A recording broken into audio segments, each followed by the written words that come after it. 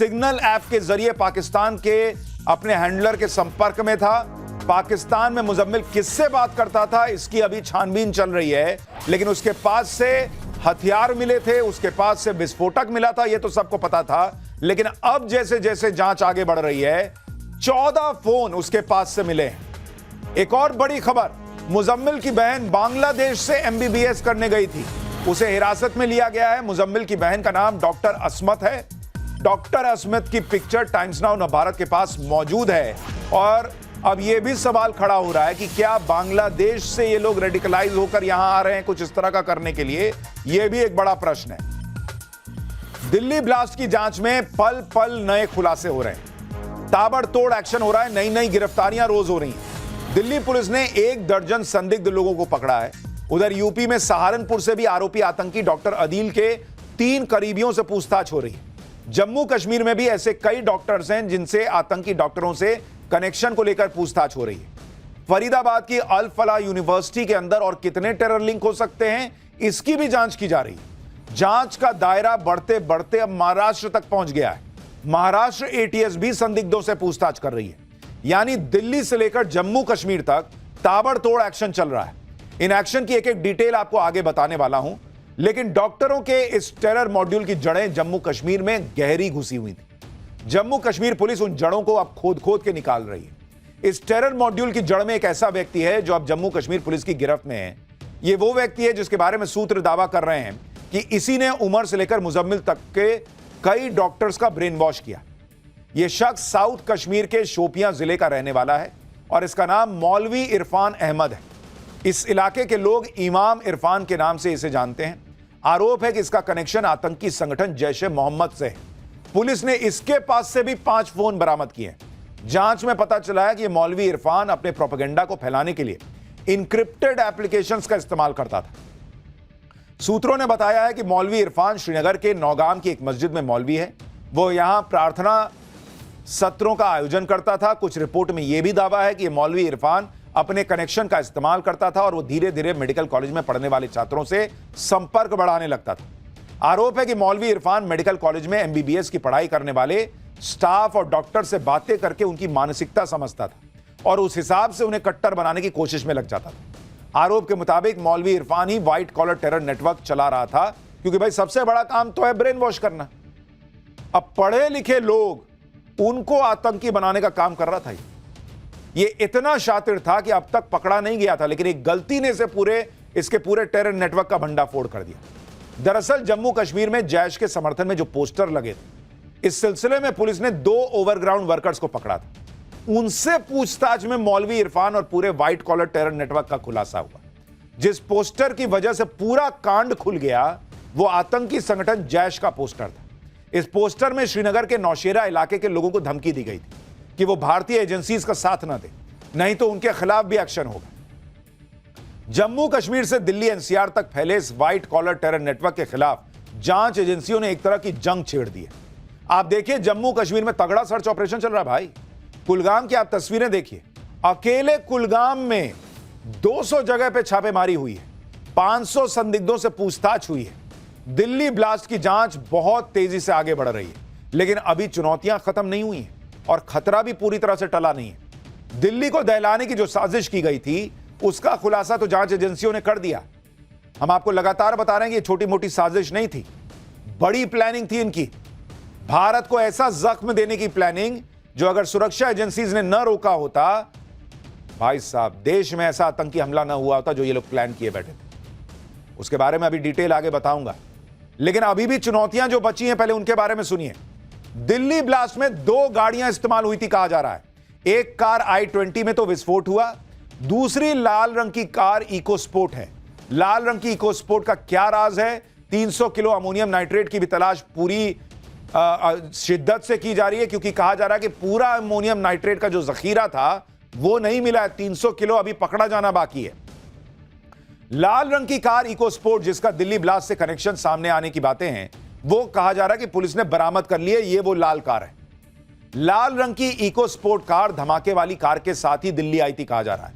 फरीदाबाद में एक्शन के बाद उमर और उसके साथी 2 गाड़ियों से दिल्ली आए थे। एक कार थी i20 जिसको उमर खुद चला रहा था, दूसरी कार थी लाल रंग की इको स्पोर्ट, जिसकी तलाश की जा रही थी। यह लाल रंग की इको स्पोर्ट कार इस केस में बहुत महत्वपूर्ण है। खास बात यह है कि यह कार भी उमर के नाम पर ही रजिस्टर्ड है। कार का रजिस्ट्रेशन नंबर DL10CK0458 है। कार का मालिक उमर उन नबी है। कार का फास्टैग भी उमर के नाम पर ही है। अब यह कार पुलिस ने बरामद कर ली है, जिसके बाद दिल्ली ब्लास्ट से जुड़े कई और राज खुल सकते हैं। लेकिन एक बड़ा सवाल यह है कि 300 किलो RDX की तलाश कब पूरी होगी। जिस रेड इकोस्पोर्ट की तलाश पुलिस को थी वो हरियाणा से मिली। लाल इकोस्पोर्ट कार फरीदाबाद से मिली है, जहां के खंडावली गांव में यह कार खड़ी मिली।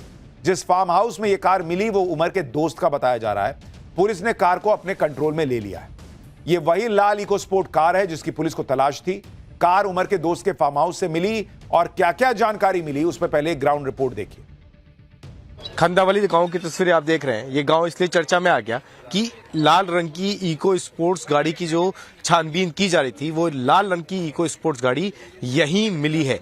NIA की टीम, FSL की टीम अब इस गाड़ी की जांच पड़ताल कर रही है। उमर के नाम पर ही ये गाड़ी बताई जा रही है।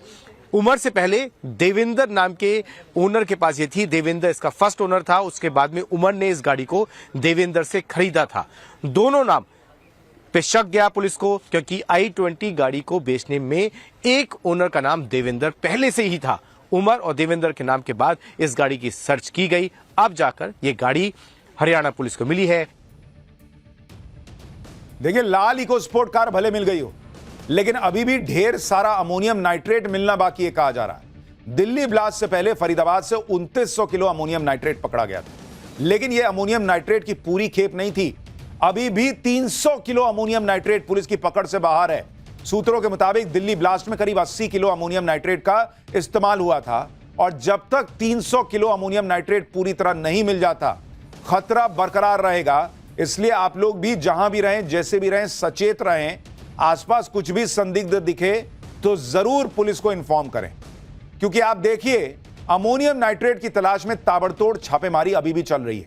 सूत्रों के मुताबिक इसे बांग्लादेश के रास्ते भारत लाया गया था। बांग्लादेश से नेपाल होते हुए भारत लाने की भी खबर है। एक फर्टिलाइजर कंपनी की भूमिका की भी जांच की जा रही है। फर्टिलाइजर कंपनी से अमोनियम नाइट्रेट चोरी किया गया था, कहा जा रहा है। हमने कल ही आपको बताया था कि अमोनियम नाइट्रेट कितना खतरनाक और घातक हो सकता है, और जितना अमोनियम नाइट्रेट पकड़ा गया है उससे काफी बड़े इलाके में तबाही मचाई जा सकती है। अब 80 किलो अमोनियम नाइट्रेट क्या कर सकता है, आप देख रहे हैं। अभी 300 किलो पकड़ा जाना बाकी है, और इसीलिए इसका पकड़ा जाना बहुत जरूरी है। लेकिन पाठशाला में अब इस पूरी तफ्तीश का दूसरा चैप्टर खोल रहा हूं, जिसमें आपको बताने जा रहा हूं कि राम मंदिर पर हमले की प्लानिंग, बाबरी का बदला, आतंकियों की वो प्लानिंग जिसे सुनकर हिल जाएंगे। हिंदू त्योहार, हिंदू मंदिर, आतंकियों के खौफनाक प्लान में और क्या क्या टारगेट पर था, अब इसका जो खुलासा हुआ है वो आपके लिए अब उसका चैप्टर खोलता हूं। दिल्ली धमाके में आज भी जबरदस्त एक्शन चल रहा है। जांच एजेंसियां अब धीरे धीरे सारी कड़ियां जोड़ती चली जा रही, जिसमें नए नए चौंकाने वाले खुलासे भी हो रहे हैं।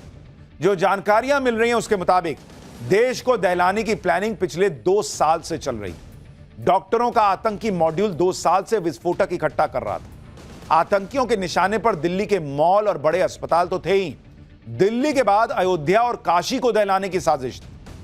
आतंकियों ने बाबरी विध्वंस का बदला लेने के लिए टाइम भी सेट कर लिया था, कहा जा रहा है। पूरी प्लानिंग कर ली थी भाई इन लोगों ने, और उनकी प्लानिंग धरी की धरी रह गई। इससे पहले आतंकियों ने हिंदू त्योहारों पर भी धमाके की साजिश रची थी। 26 जनवरी के लिए भी प्लान बनाया था, लेकिन वो भी फेल हो गए। आतंकियों की साजिश कितनी बड़ी थी, 2 साल तक आतंकी क्या प्लानिंग कर रहे थे और उसका प्लान लगातार क्यों फेल होता जा रहा था, क्या क्या और बड़े खुलासे हुए हैं, जिसके बाद देश भर में हाई अलर्ट है, सब बताऊं उससे पहले एक ट्रेलर देखिए।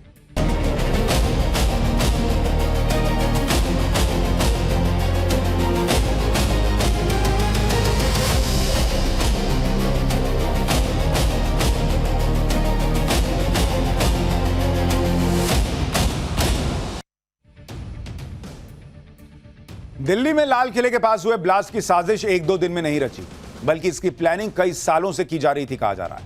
आतंकी डॉक्टर अदील और मुजम्मिल के साथ गिरफ्तार की गई डॉक्टर शाहीन ने पुलिस के सामने बड़ा कबूलनामा किया है।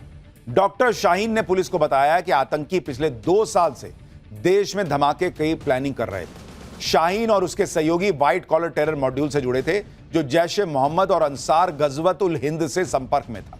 आतंकी उमर, अदील और मुजम्मिल 2 साल से अमोनियम नाइट्रेट जैसे विस्फोटक जमा कर रहे थे। सोचिए बॉस, 2 साल से। फरीदाबाद में आतंकी मुजम्मिल के 2 ठिकानों से पुलिस ने 2900 किलो अमोनियम नाइट्रेट बरामद किया था। इनका मकसद जैश ए मोहम्मद के निर्देश पर देश भर में बड़े पैमाने पर धमाके करने का था। दिल्ली धमाके के बाद हो रही इन्वेस्टिगेशन में जो खुलासे हो रहे हैं वो और चौंकाते चले जा रहे हैं।